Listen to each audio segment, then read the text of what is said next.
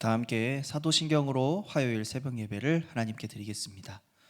전능하사 천지를 만드신 하나님 아버지를 내가 믿사오며 그 외아들 우리 주 예수 그리스도를 믿사오니 이는 성령으로 잉태하사 동정녀 마리아에게 나시고 본디오 빌라도에게 고난을 받으사 십자가에 못 박혀 죽으시고 장사한 지 사흘 만에 죽은 자 가운데서 다시 살아나시며 하늘에 오르사 전능하신 하나님 우편에 앉아 계시다가 저리로서 산자와 죽은 자를 심판하러 오시리라.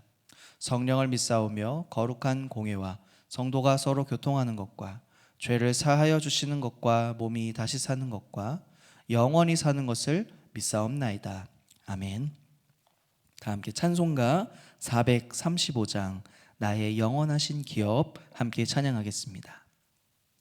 나의 영원하신 기업 생명보다 귀하다. 나의 갈 길 다가도록 나와 동행하소서. 주께로 가까이 주께로 가오니 나의 갈 길 다가도록 나와 동행하소서. 세상 부귀한 일함과 모든 명예 버리고 험한 길을 가는 동안 나와 동행하소서. 주께로 가까이 주께로 가오니 나의 갈 길 다가도록 나와 동행하소서. 어두운 골짝 지나가며 험한 바다 건너서 천국 문에 이르도록 나와 동행하소서. 주께로 가까이 주께로 가오니 나의 갈 길 다가도록 나와 동행하소서. 아멘. 오늘 하나님께서 우리에게 주시는 말씀은 열왕기상 10장 1절에서 13절까지의 말씀입니다. 우리 함께 읽도록 하겠습니다. 스바의 여왕이 여호와의 이름으로 말미암은 솔로몬의 명성을 듣고 와서 어려운 문제로 그를 시험하고자 하여 예루살렘에 이르니 수행하는 자가 심히 많고 향품과 심이 많은 금과 보석을 낙타에 실었더라. 그가 솔로몬에게 나아와 자기 마음에 있는 것을 다 말하매 솔로몬이 그가 묻는 말에 다 대답하였으니 왕이 알지 못하여 대답하지 못한 것이 하나도 없었더라. 스바의 여왕이 솔로몬의 모든 지혜와 그 건축한 왕궁과 그 상의 식물과 그의 신하들의 좌석과 그의 시종들이 시립한 것과 그들의 관복과 술관원들과 여호와의 성전에 올라가는 층계를 보고 크게 감동되어 왕께 말하되 내가 내 나라에서 당신의 행위와 당신의 지혜에 대하여 들은 소문이 사실이로다. 내가 그 말들을 믿지 아니하였더니 이제 와서 친히 본즉 내가 말한 것은 절반도 못되니 당신의 지혜와 복이 내가 들은 소문보다 더하도다. 복되도다 당신의 사람들이여, 복되도다 당신의 이 신하들이여, 항상 당신 앞에 서서 당신의 지혜를 들음이로다. 당신의 하나님 여호와를 송축할지로다. 여호와께서 당신을 기뻐하사 이스라엘 왕 위에 올리셨고 여호와께서 영원히 이스라엘을 사랑하심으로 당신을 세워 왕으로 삼아 정의와 공의를 행하게 하셨도다 하고, 이에 그가 금 120달란트와 심이 많은 향품과 보석을 왕에게 드렸으니 스바의 여왕이 솔로몬 왕에게 드린 것처럼 많은 향품이 다시 오지 아니하였더라. 오빌에서부터 금을 실어온 히람의 배들이 오빌에서 많은 백단목과 보석을 운반하여 오매 왕이 백단목으로 여호와의 성전과 왕궁의 난간을 만들고 또 노래하는 자를 위하여 수금과 비파를 만들었으니 이 같은 백단목은 전에도 온 일이 없었고 오늘까지도 보지 못하였더라. 솔로몬 왕이 왕의 규례대로 스바의 여왕에게 물건을 준 것 외에 또 그의 소원대로 구하는 것을 주니 이에 그가 그의 신하들과 함께 본국으로 돌아갔더라. 아멘. 솔로몬의 지혜와 명성을 들은 먼 나라의 스바 여왕까지 솔로몬을 알게 되고 또 직접 찾아오게 됩니다. 그런데 오늘 본문 1절에서 솔로몬의 명성이 무엇으로 말미암았다라고 하는 것을 스바 여왕이 알게 됩니다. 바로 여호와의 이름으로 말미암은 이라는 말씀이죠.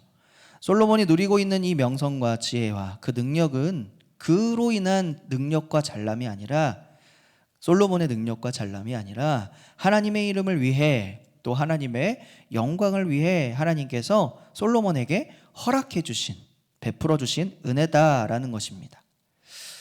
시편의 23편의 말씀을 보면 내 영혼을 소생시키시고 자기 이름을 위하여 의의 길로 인도하시는도다. 다윗의 시편이죠. 다윗은 하나님께서 자신의 영혼을 살피시고 또 새롭게 하시며 의의 길로 인도하시는데 무엇을 위하여 그렇게 하신다고 고백합니까? 하나님의 이름을 위하여라고 고백하고 있습니다.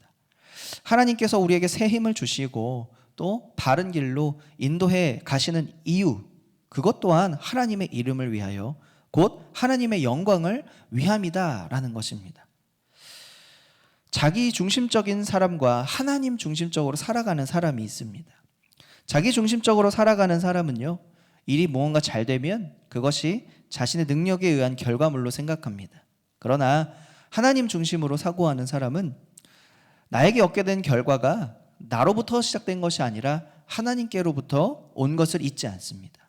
은혜를 기억하는 삶을 살아간다라는 것이죠. 그런데 이렇게 하나님 중심으로 살아가는 것이 참 복된 일인데 그럼에도 불구하고 그런 사람들에게도 하나님의 시험은 찾아옵니다. 오늘 스바 여왕이 솔로몬을 찾아온 이유가 무엇입니까? 어려운 문제로 그를 시험하고자 했다라고 합니다.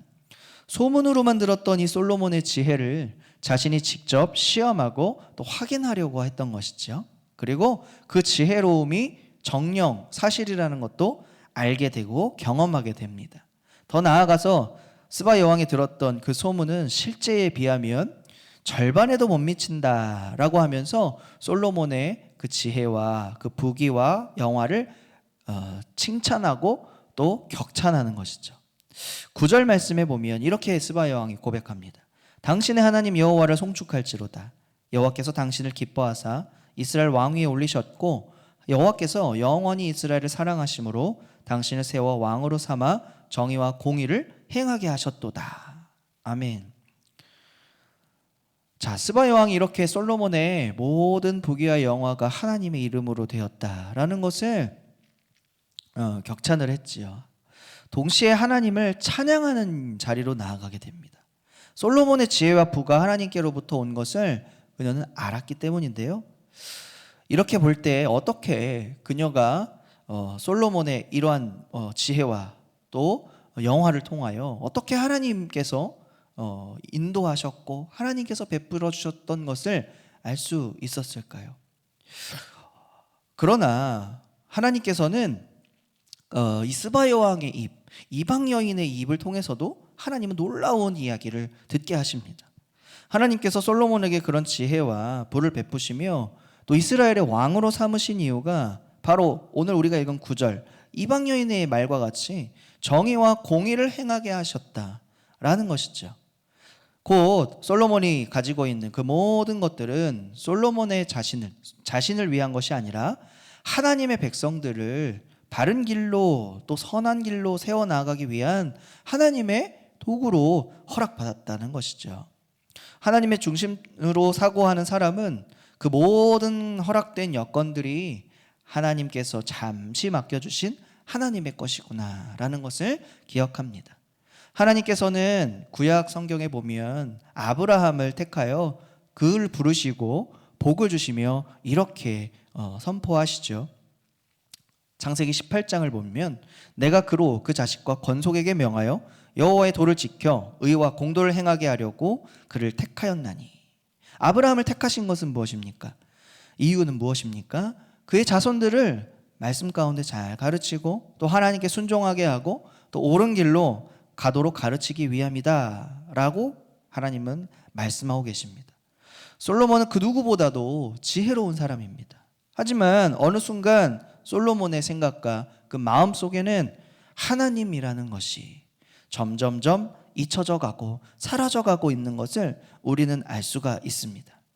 왜냐하면 그의 많은 부귀와 그의 많은 지혜 그리고 그 높은 왕위의 자리에 대해서 하나님을 송축합니다, 하나님을 찬양합니다 라는 그 스바 여왕의 찬양의 고백에 대하여 솔로몬이 어떤 반응도 하지 않다라는 거죠.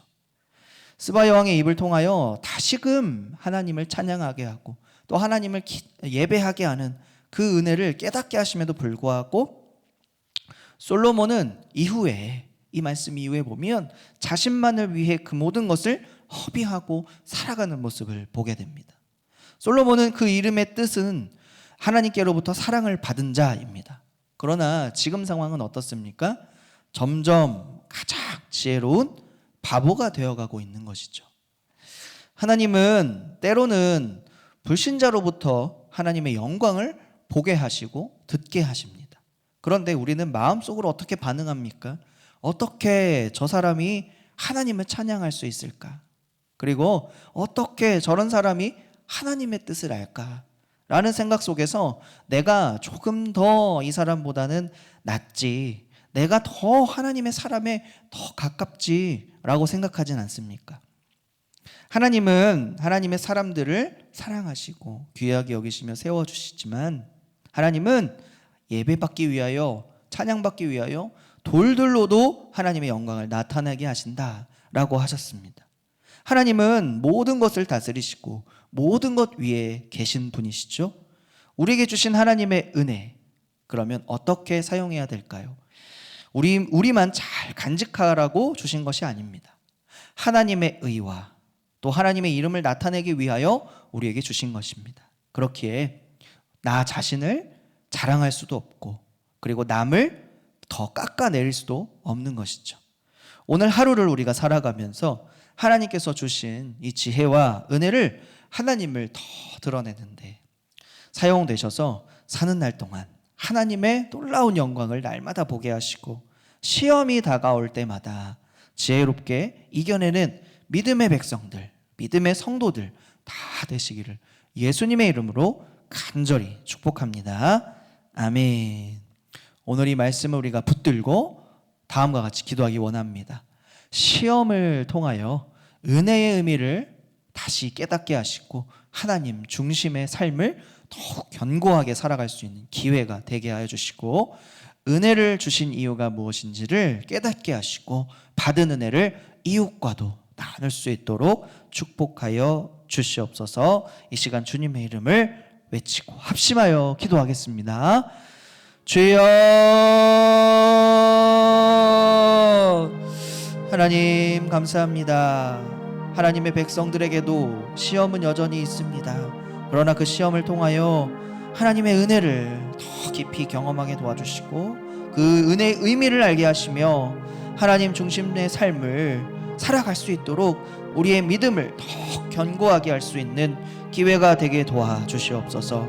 하나님, 우리는 불신자를 어떻게 생각합니까? 안타깝게 여기고 긍휼히 여기지만 하나님, 그를 통하여서도 하나님은 얼마든지 주의 영광을 보게 하실 수 있는 분이십니다. 하나님, 우리에게 은혜를 주셔서 그 은혜를 그 이웃들과 풍성하게 나눌 수 있도록 도와주시고 그 은혜를 주신 이유를 바로 깨달아 간직하고 끝나는 것이 아니라 풍성하고 풍성하게 하나님을 더 알아가게 하게끔 그 은혜를 나눌 수 있도록 주여 인도하여 주시고 길을 열어주시고 축복하여 주시옵소서. 하나님께서 함께 하시고 다스려 주실 줄 믿고 감사합니다. 하나님 오늘 하루도 주장하여 주시옵소서.